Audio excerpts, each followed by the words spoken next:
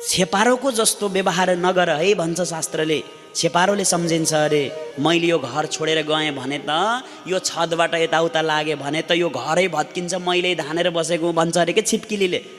घरको माथि यसरी बस्या हुन्छ, त्यो घर छोडेर बाहिर जानै चाहँदैन। किन थाहा छ?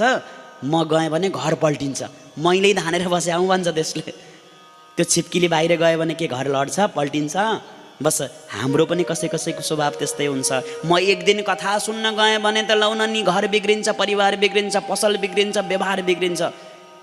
आमै यो पनि सम्झिनु, हजुर नआउँदै पनि संसार चल्या थियो, हजुर यो संसार छोडेर गएपछि पनि चल्छ। कसैलाई केही फरक पर्दैन।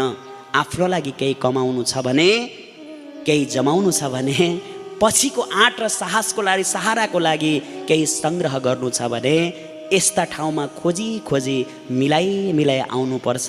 होइन